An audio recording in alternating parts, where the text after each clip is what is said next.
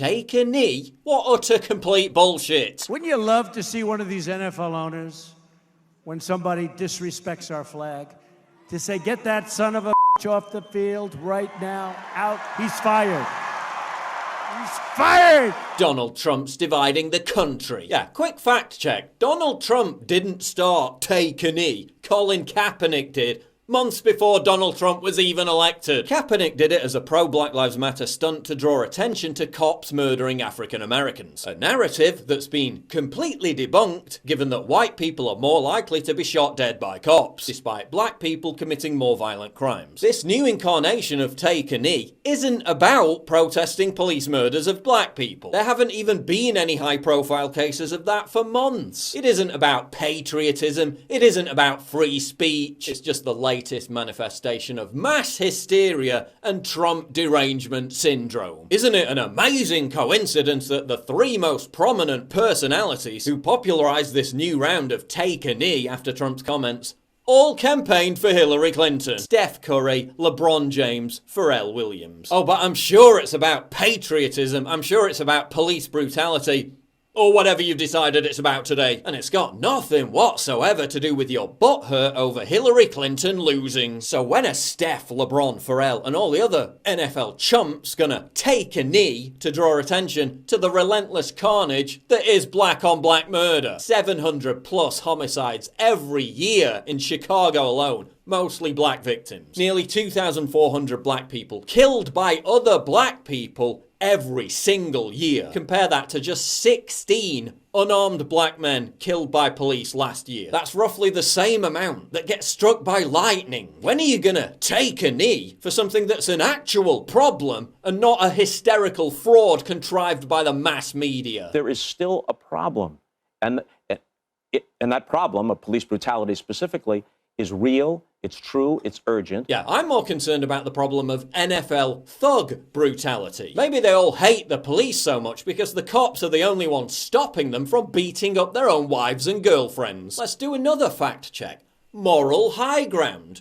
No, you still don't have it. You're taking a knee as part of your temper tantrum over Trump being an autocrat, a dictator. While the idiot that started all this literally wears t-shirts of and praises an actual dictator. Oh, but the NFL really cares about free speech. That'll be why they threatened to fine players for wanting to honor 9/11 victims. But if Colin Kaepernick wants to wear socks depicting police officers as pigs, that's just fine. Yeah, you do realize you wouldn't even be able to have an NFL if it wasn't for the thousands of police officers that provide security for it every single weekend. The NFL really supports players' free speech. Unless they want to criticize a ref or dance in the end zone. The NBA really cares about free speech too, which is why they banned Donald Sterling for life and fined him $2.5 million over a private conversation. ESPN definitely cares about free speech, which is why they fired Curt Schilling for sharing a meme on Facebook. Oh yeah, and CNN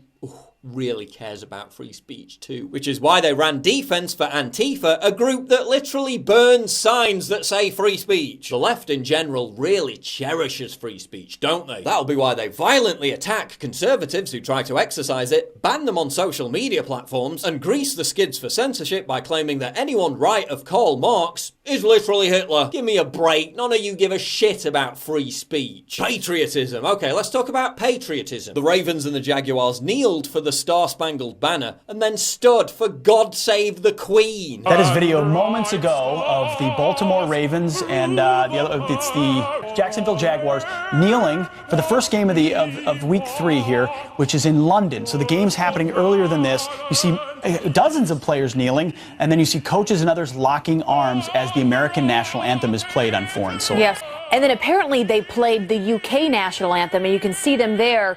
They're not kneeling, they're standing.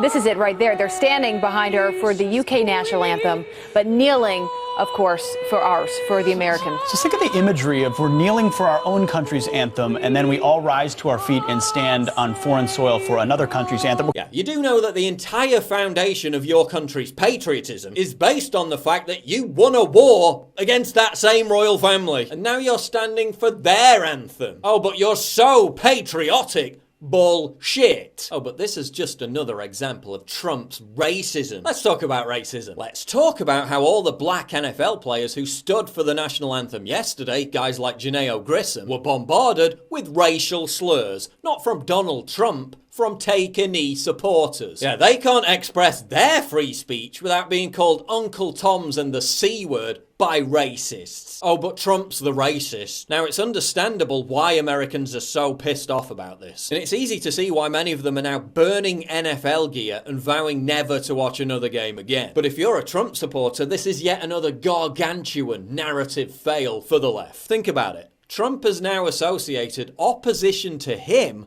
with hatred of America and disrespect of the anthem and the flag. As Joe Scarborough, hardly a fan of Trump, tweeted, "This may be unpopular, but it's a political reality. Every NFL player refusing to stand for the national anthem helps Trump politically. So well done for falling for that one, idiots." Real Americans don't give a shit about whiny, privileged, multi-millionaire brats and their tedious, tiresome virtue signaling. NFL ratings are already down 10% on Sunday alone, the lowest of the season. Even fans in liberal areas like Boston and DC booed their own players. No one's buying your vacuous excuses about patriotism, police brutality, or free speech. We know this is just yet another manifestation of your anti-Trump election butthurt. And yeah, it's your right to do it, just as it's my right to call you a bunch of hysterical fucking idiots. And what was the most powerful image to come out of all this? It wasn't any of the morons who took a knee or the Steelers players who hid in their locker room. It was Alejandro Villanueva, US Army veteran, who stood alone,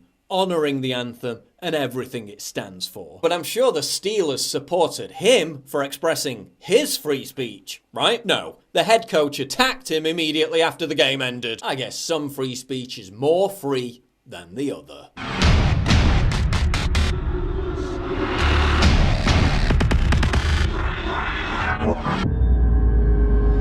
Please click the big red button to subscribe. It really helps me when you do that. And click the bell to allow notifications so you never miss a new video.